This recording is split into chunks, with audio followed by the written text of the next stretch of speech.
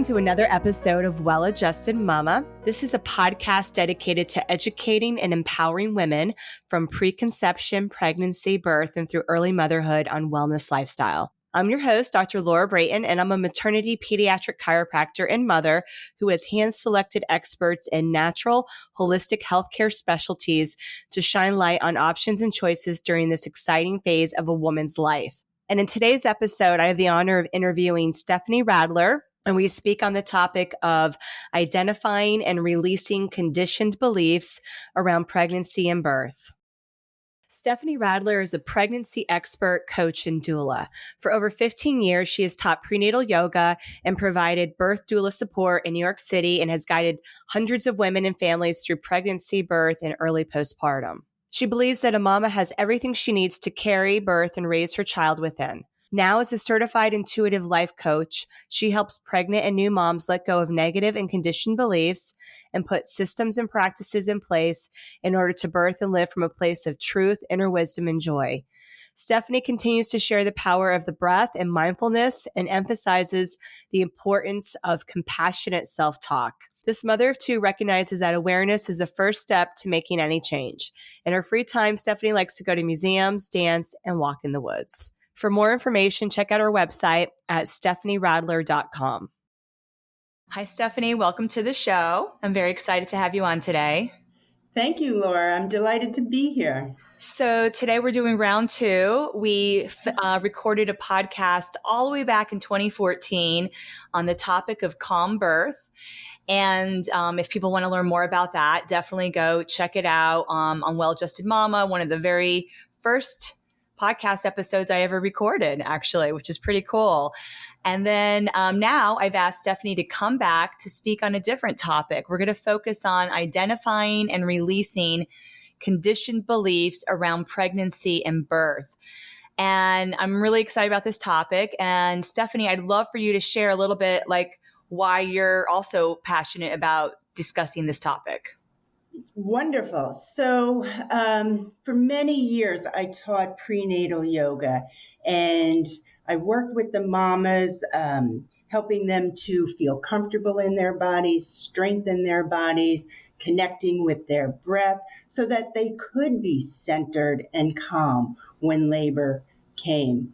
And my teaching prenatal yoga brought me to providing birth doula support.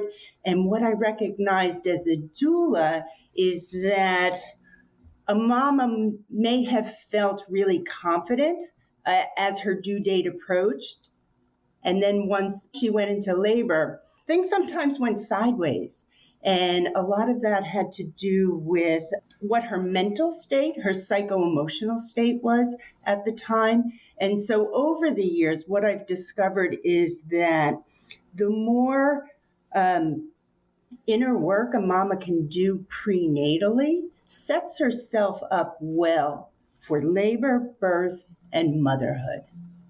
Well said. And even some of that work could be done preconception, right? This is like really a deep pregnancy prep at the deepest level.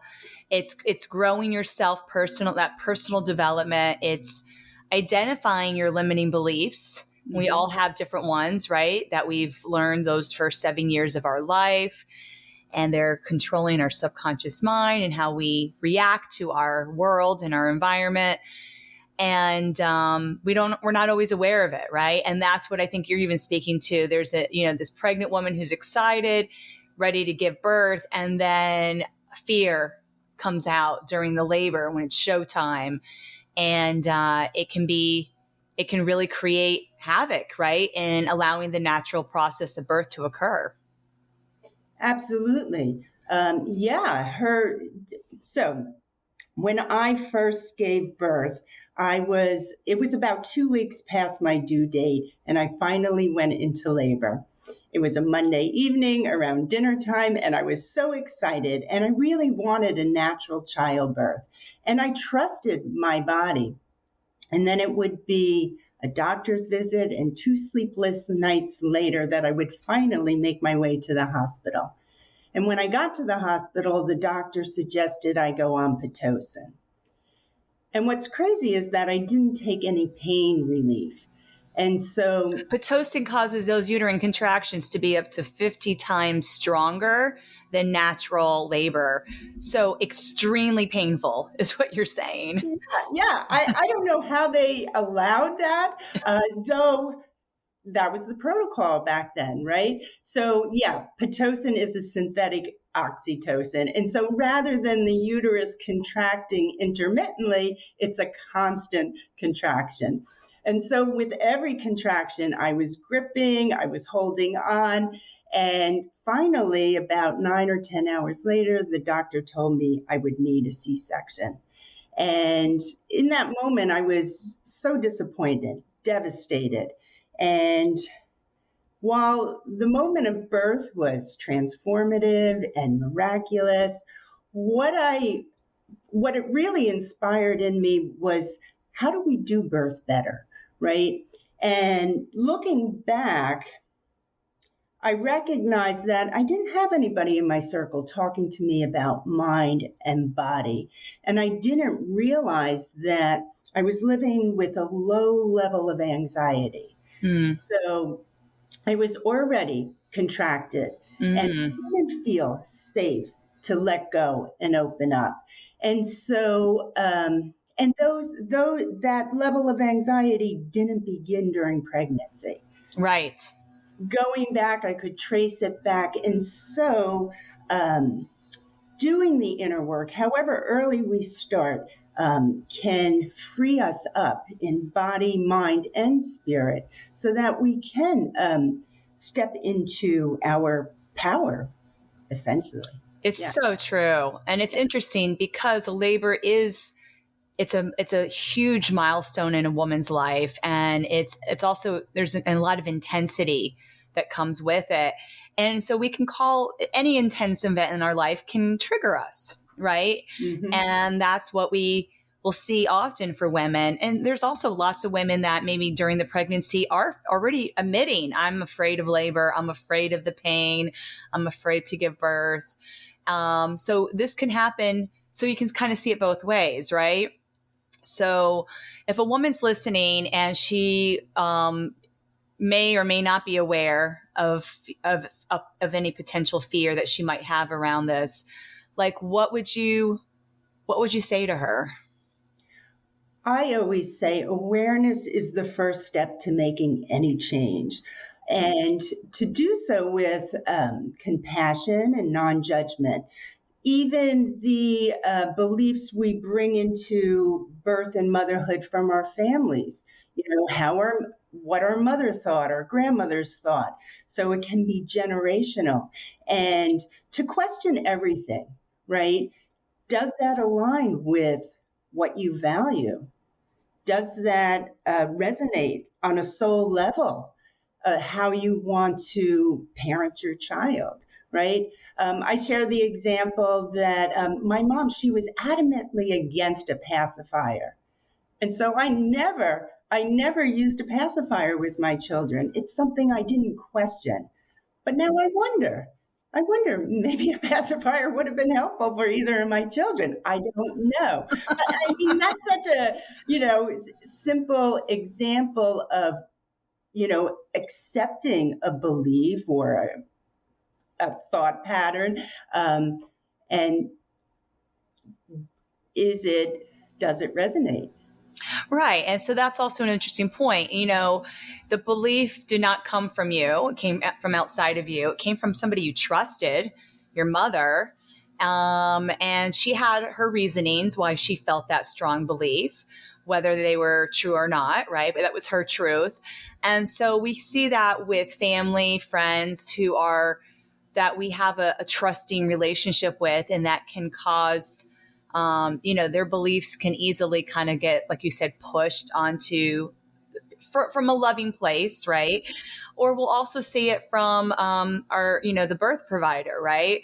Which ideally we also trust, but the relationship's not perhaps as close, and there's still a they have their own belief systems for sure, and those belief systems can be operating out of a CYA liability, malpractice insurance belief, which is fear-based, right? Or the hospital's beliefs, right? If that's, so there's so much at stake here that is kind of shaping what we're surrounded with in this perinatal phase of our life.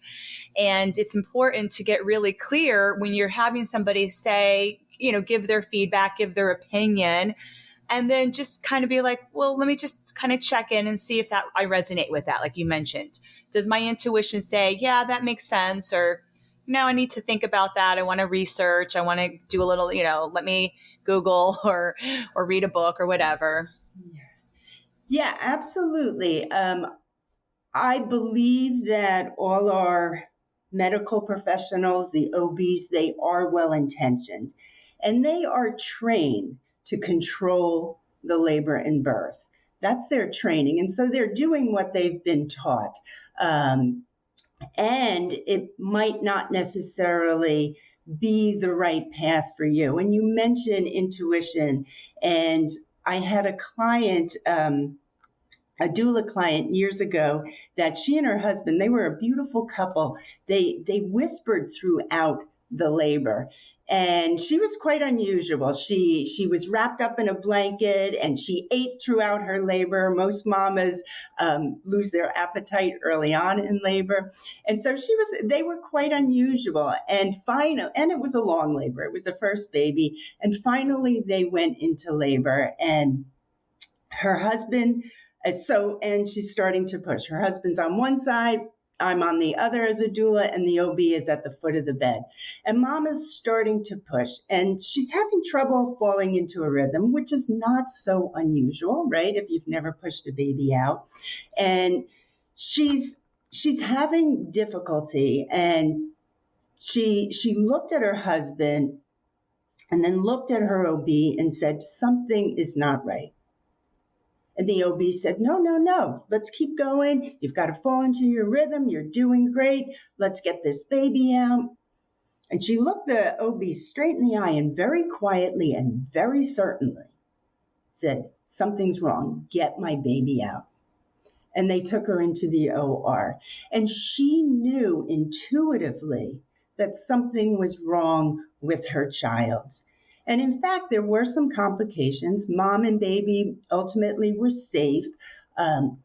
Why I share that story is, one, because a mom's intuition is very powerful, and it supersedes medical advice sometimes. Yes.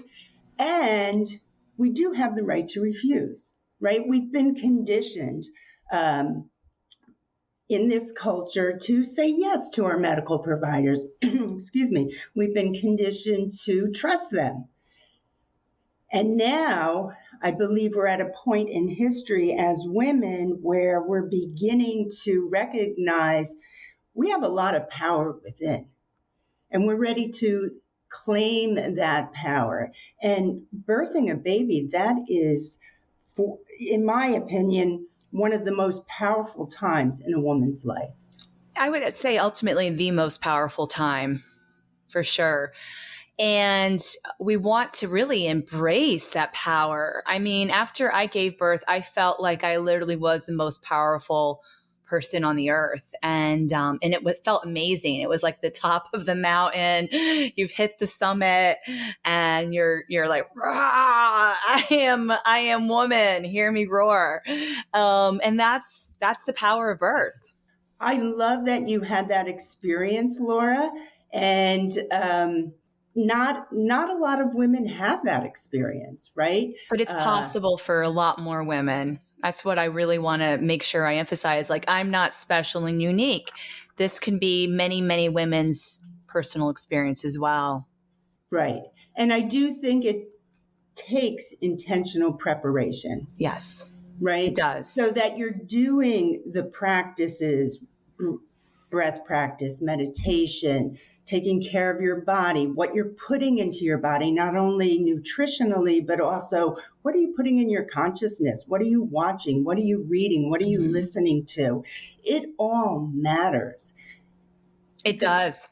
baby is sensing everything, what you're thinking, what you're saying, what you're feeling, what you're eating. Everything, your emotional state, your any arguments with your partner, just everything, stress. Absolutely. All of it does matter. And we just all do, just being conscious to do the best we can. There's no perfect parent, but we all just strive to do the best, and just having awareness that the more you can care for yourself, you are directly caring for your baby. And I know every pregnant mom, that's their greatest wish, right? So it's not selfish to put yourself first.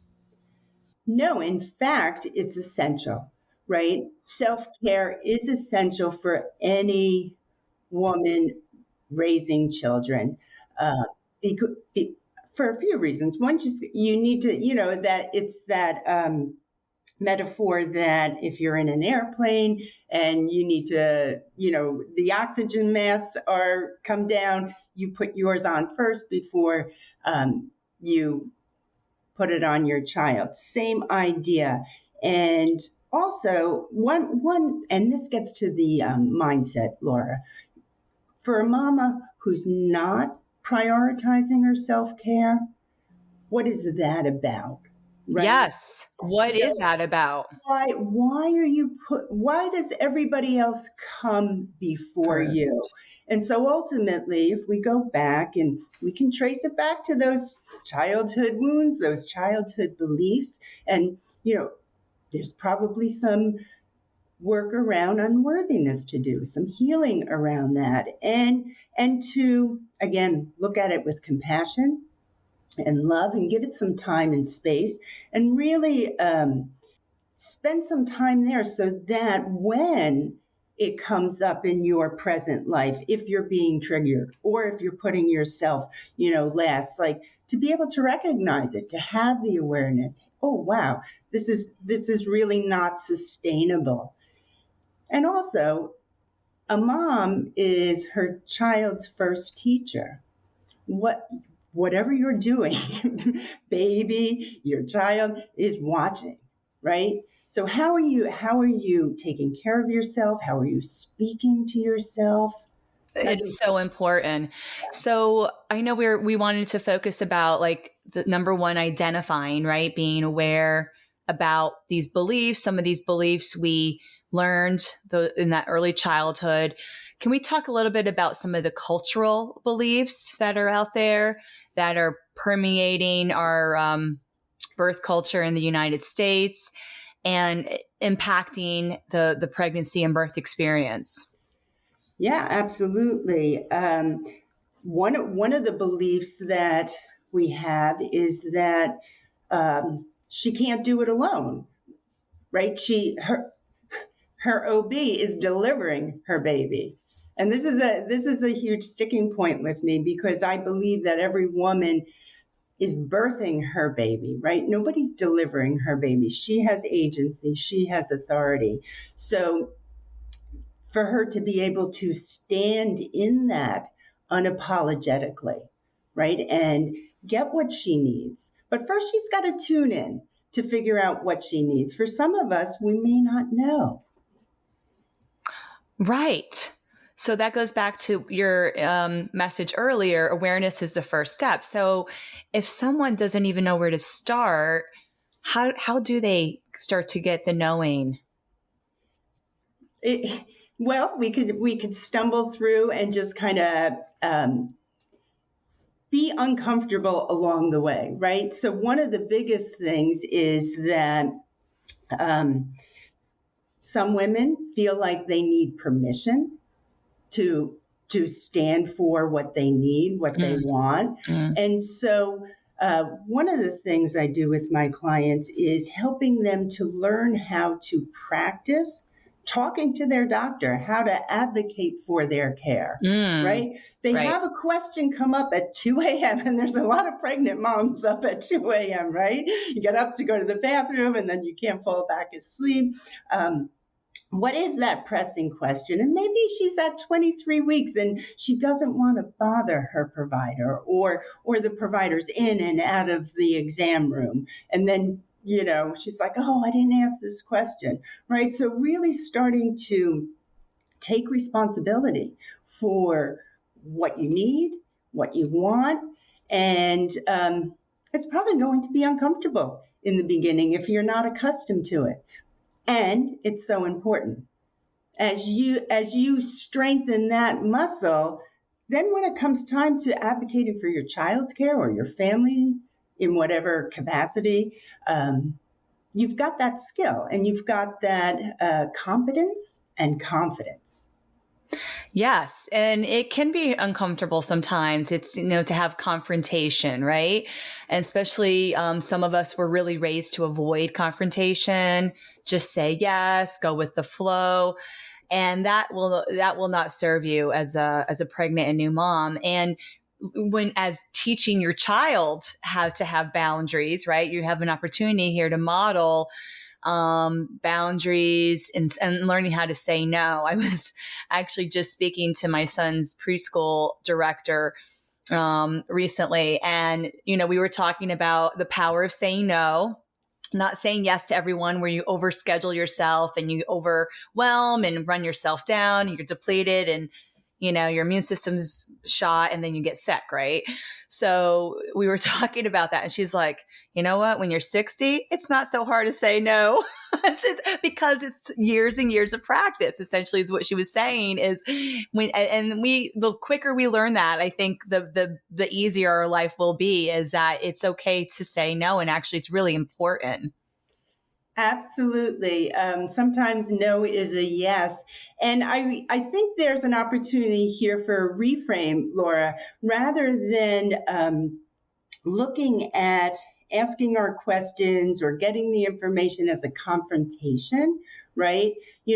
I always come back to this idea we're all walking each other home. We're all in this together. So if we can see our provider or our midwife as part of the team, and how are we going to get the best outcome for all of us, right? And that's important. Putting together your birth team, and it is a team, because no mama, while some fantasize about and have given birth, alone, most of us have a small team around us. So who's there supporting you and really honoring your wishes and your needs? Yes, it's so important. Can you speak? We've had other episodes about birth teams, but you want to speak a little bit about that, because I know you're part of the birth team. Yeah, well, sure. So, yeah, part of your birth team, who's on your birth team? Is it an OB or is it a midwife? Part of your birth team, if you're giving birth in a hospital, and I've only ever attended birth in a hospital, the nurse is part of your birth team. Is the anesthesiologist, is, your partner, and how connected are you with your partner? Some of the work that I do prenatally with couples is mastering nonverbal communication, because when a mom is in labor, ideally she's going inward and going to that labor zone, that trance place. And so how can her partner support her and protect her, right? I often think about, the birth team is really protecting the mama's space and energy so that she can do this sacred work. And it really, truly is sacred and miraculous. Yeah. Totally. So your role in that case is as the birth doula, where you're supporting the laboring mother's emotional and physical state, as a non-medical provider. What's interesting with this whole COVID pandemic, there was times where, only one person was allowed in the room in a hospital birth. So most laboring women wanted their partner to be there. And the partners typically were generally not nearly as skilled or supportive as a birth doula, just because that's not their cup of tea, right? And so that was so unfortunate. Are we seeing now that the hospitals are more open to having a doula and the partner in the room? good. Yes. Well, full transparency. I attended birth for over 10 years as a doula in New York City. And right before the pandemic hit, I chose as a sole practitioner to step away and take a break. And so I haven't been attending birth these last few years, though I do have a colleague, and she is sending the intention that I attend a home birth sometime soon, which Yes. I'm on board with. Yes. I was trained by Doulas of North America, and that organization was founded in 1992, the year my second child was born. So I had no idea what a doula was back then. And I speak to any woman, close to my age, and we didn't know what doulas were. And we think, oh my gosh, I wish I had had a doula, because it's a woman taking care of you. Might not necessarily be doing anything. Actually, studies have shown if there's a woman sitting, holding space in the corner of the labor room, that birth outcome is likely to be better. Just because there's somebody there, right? And we all need to be held and supported, especially on this motherhood journey. So whether you're hiring a doula, asking your girlfriend who's, maybe she practices Reiki or whatever holistic modality, be mindful of who you're inviting into this space. I had a mama years ago. She was doing beautifully. She was actually doing hypnobirthing, and she was moving through her labor so beautifully until her mom arrived at the hospital and entered the room. And so there was stuff there because you could see her totally shift, and she got out of her zone, and it became a different labor experience. Yeah. Yeah. And we can see that. So that was like a trigger for her, right? And having been conscious of that prior, she could have perhaps had that boundary and say, Mom, I love you. And we'll see you after I give birth to this baby and you get to meet your grandchild at that point. I need, I don't want you to come into the room. And moms always have the right to decide who gets to come in, right? The same thing if it is a home birth. Sometimes home births, people are like, woohoo, everyone can come over, right? There's no limit. And at the end of the day, that's up to the mom. Maybe the mom's super comfortable with having a party in the house during labor, and maybe not, right? So it's very interesting. I even remember like when my sister had her first home birth, we had, relatives come over maybe the next day or so, and everyone was excited to meet the new baby. And for the second birth, she said, you know what, I'm going to take 2 weeks and be home with my baby. And then everyone can come over and meet the baby. And it wasn't like an immune system. I don't want anybody getting my baby sick. It was just like, I want to hold this very sacred space in my home with my newborn and family. And it was actually, offensive to these relatives not really understanding that boundary, which happens, unfortunately. Yeah. Though those early days are really so important, really meant for mama and baby to bond. In many cultures, the first 40 days are considered the sacred window.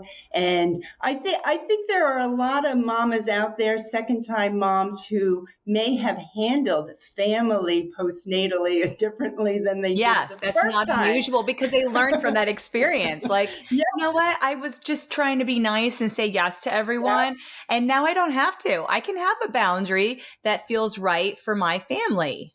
Exactly. And I mean, it's a huge thing that just happened, for mom and baby. It could, it is true. I've had an OB once say to the mama, mama was wanting to breastfeed right away after baby was born. And the OB said, relax, just bond skin to skin. This has been traumatic for baby. And I mean, just think about it, coming through a birth canal, that there's a lot going on there. So there's a lot to, just sit with. And mom's hormones are, fluctuating. Physically, she may be very, very sore postnatally. So to really honor that and give the time and the space for healing. Yes, it is very sacred. And, even like you said, there's these cultures where the mom stays in bed for the 40 days. Her job is to rest, recover, and heal from the pregnancy and birth and to feed her baby. And so all the other jobs of cooking and making sure she's fed is handled by someone else. Her house is cleaned by someone else, the laundry, all of that is delegated so that she can just focus on not only that special emotional bond with her and her baby, but also the actual physical recovery that is required after any birth. Even the most natural, unmedicated birth requires recovery. Absolutely, for sure. Yeah. Yeah.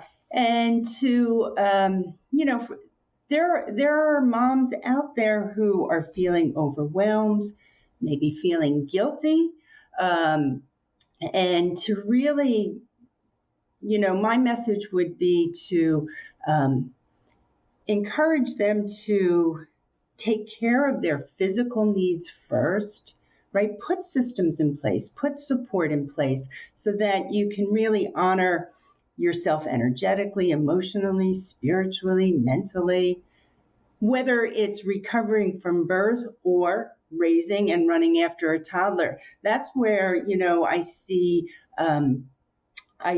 moms struggling, right? If they haven't really done the inner work, the healing of the negative or false or conditioned beliefs, right?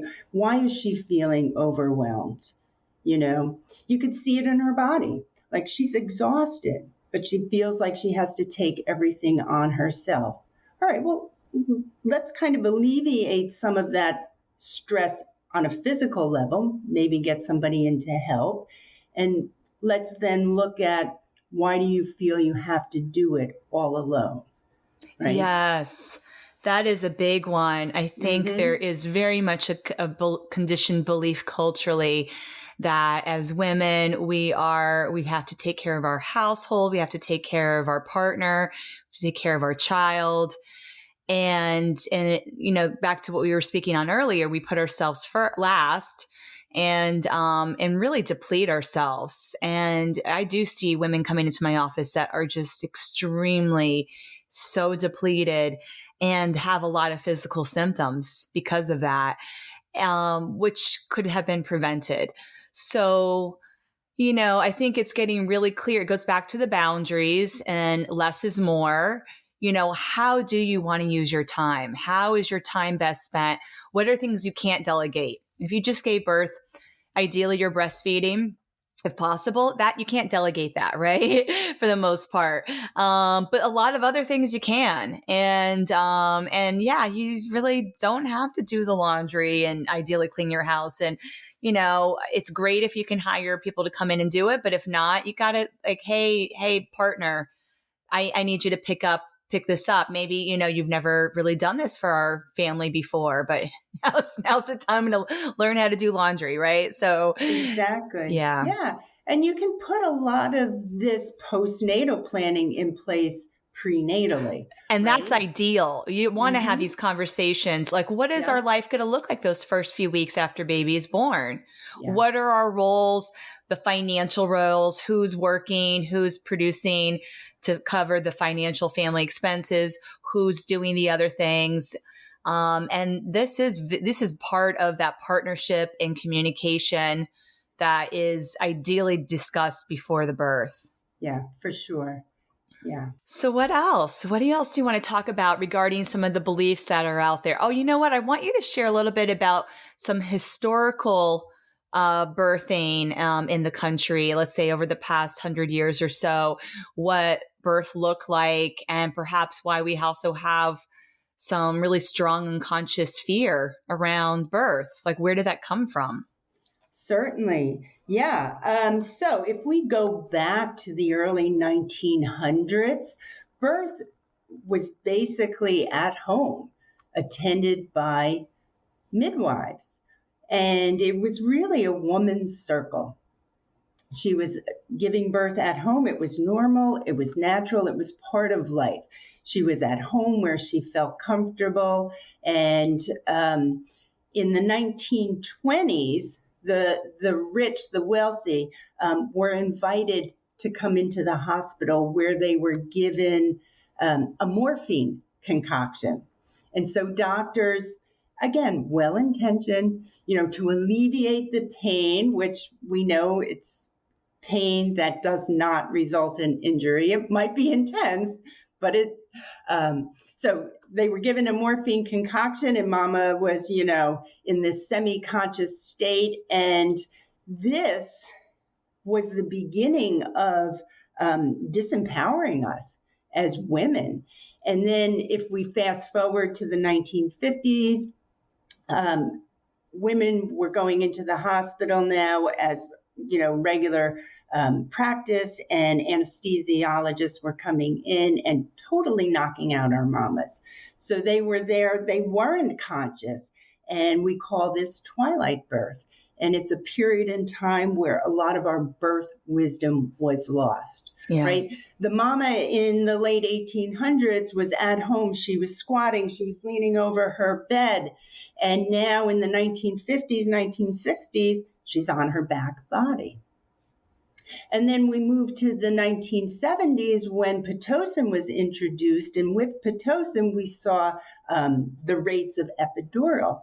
That pain relief that I didn't get my first birth go way up, right? So a few things are happening. One, we're, our power, as I see it, was being stripped to the point that we felt like we couldn't do it alone, like we didn't have the capacity to birth our babies without intervention. And for a lot of women, they don't necessarily believe they can birth their baby without intervention, or that their body is equipped to birth their baby. Over the years, so many mamas, is my pelvis big enough? Mm-hmm. Yes, of course it's big enough, So over the last 100 years, I really do feel like we've done ourselves a disservice, because when a mama is disempowered, it ripples out. Yes. Everyone's impacted by that, not just the individual. Her immediate family first and foremost, but the whole community suffers to a certain extent when the mother is disempowered. So that's a big part of my passion, is empowering women through education and resources like this podcast, because I do want women to know that they do have the power. And I guess there's, to a certain extent, we're talking about taking power back, right? That we had it for thousands of years, right? And it's just fascinating. You're talking about 100 years, which is a tiny little snippet when you look at humanity, right? It's just like 100 years is nothing, but that's a dramatic change in a short amount of time. Right. And I do think we have the potential. What I love about the podcast, especially because a mama could be in her home or taking a walk with her kids, and she could be listening in. And it does feel like we're in conversation with one another, which is what we do well as women, right? Like talk and share. So I love that. And for all of us to know that we have the power within. We have the power, we have the light, and it's our responsibility to tap into that and really trust that. Very much. I remember, many, many years ago when I was first, looking to launch Brayton Birth Method and Well-Adjusted Mama, and really kind of share my passion for empowered pregnancy and birth. I had two separate conversations, one with my mother's mother, and one with my own mom. And both of them did not have positive birth experiences. And especially my grandmother, who gave birth to 4 children in the 50s, probably unconscious. She wouldn't even talk, honestly, about all four birth experience. It was kind of like, oh, I'm talking about that. You know what I mean? It was like, and it was also, of course, several decades later, but it was like the shameful topic. It was like almost dirty. It was just like you had your baby and you were thrilled to have a baby, but you really didn't want to speak about the whole process of what happened to make that baby. And it just really struck me as so strange, but that was part of the culture. And then understanding that my mother was born in that, right? Mm-hmm. And I certainly, when she gave birth to me in the 70s, it wasn't the same level, but she also really couldn't talk about her birth experience. It was like she either had forgot about it, it was just like she couldn't tell me the story. Right. Where I am excited that I filmed a documentary on my pregnancy and birth that I'm excited for my son to watch one day. And I would always love to share his birth story with him because it was such a transformative day of my life. And he's a big part of that, right? He was a part of that transformation. Absolutely. Yeah. And our birth stories are important, whether they were positive like yours, Laura, and, any woman who has a really positive and empowering birth story. I always encourage her, please share, because we need these stories. We need to hear them. Also, for the mama who is feeling disappointed, is wondering, was I traumatized? There is birth trauma. Yes. So to not feel that shame, like, let's talk about it, so it's really important, I think, for all of us women, to find a safe space, right? Where you can share and nobody's going to judge you, whether that's a sacred support circle or you're going to your girlfriend's house, however you find support so that you can, and it might be working with a coach, a therapist, or hypnotherapist is wonderful for releasing birth trauma. Yes, absolutely. And so that you can speak your experience so that you can process it. And this goes back to giving yourself time and space to heal. Like, because you feel disappointed, I was disappointed that my first birth was a C-section. I was disappointed. For many years, honestly, I felt shame around that. Like, what did I do wrong? I see it quite differently now because I'm on the other side of the healing journey. And so that's available to every mama. So however your pregnancy is going, however your birth went, it's okay. It's okay. And there are people here to support you and hold space for you. Because sometimes, Laura, that's all we need, right? We don't need anybody to fix us or tell us what to do. No, you've got the wisdom with it. Yes, definitely. And, recognizing that, releasing that trauma is important and it will come on its own time too. Like there's no race here to heal yourself, so to speak, right? So everyone's different in how they process pregnancy and birth. But I think that the big theme here that we want to share is essentially there's a lot that a woman can do to prepare for an empowered birth, right? And that conscious preparation can change the course. Yeah, and I see it also. It's not only preparing for birth, but also, your parenting journey. Yes. How you're going to show up as a mom, how it's going to affect your family. And while healing, we know it's all over the place. It's not linear and it's on its own timeline. I do think pregnancy is an ideal opportunity to begin to look inward if you're not already on the path, because it does matter. It matters to these young children, as you mentioned at the start of our conversation, from 0 to 7, that's when they're adopting their beliefs. And so to get clear and free as best you can as a mama in body, mind, heart, soul, so that you can really come from a place of love and confidence and a place where you're not being triggered. Yeah. Yeah, that's the conscious parenting. We've had episodes on about that too. Dr. Shefali wrote a book on it. Mm-hmm. And conscious parenting is essentially just doing the work on yourself to really kind of free any limitations so that you can be very clear when you're with your child and mindful and present, and how that will impact your child's entire life from that type of work. Yeah, absolutely. It's amazing. So Stephanie, we're going to wrap up, but I would love for you to share about an upcoming event you have coming up.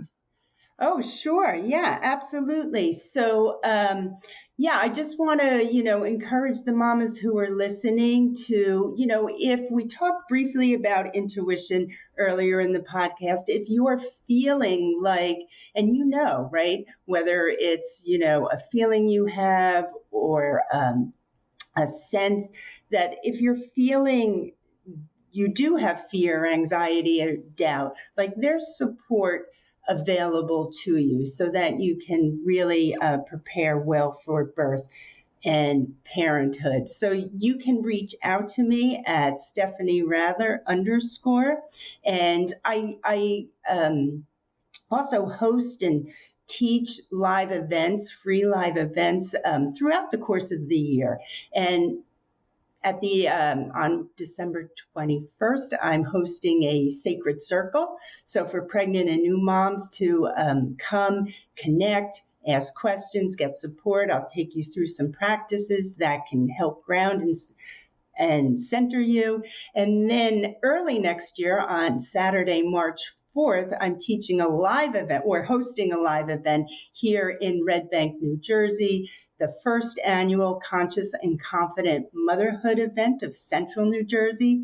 And the goal of this event is to bring professionals and pregnant and new moms together in one room, have a conversation, and share information, education, so that the mamas feel empowered and can connect with one another as a community. So that's coming up in March. And soon after the new year, follow me so that you get the information and we'll be... So your Stephanie Radler _ is your handle for Instagram and Facebook? For Instagram, which is where I'm most active, or you can find me at stephanieradler.com. Got it. So your website or Instagram, so people can go ahead and check that out and then get more information there. Yeah, absolutely. And I'm happy, reach out and I'm happy to send you a ultimate pregnancy guide, which will set you up well on your pregnancy journey. Amazing, Stephanie. Thank you so much for coming on the show today. Thanks, Laura. Well, I'm so grateful for today's conversation with Stephanie. I felt like it was very enlightened and had a lot of really positive information to share with all our pregnant new mamas out there. And I just want to emphasize this upcoming event that's happening on Saturday, March 4th, 2023. From 10 to 2 at the Women's Club of Red Bank on the first annual Conscious Motherhood event that Stephanie is leading, and I will be one of the guest speakers at this event. For more information and to buy tickets, go to her website at stephanieradler.com /motherhood-event.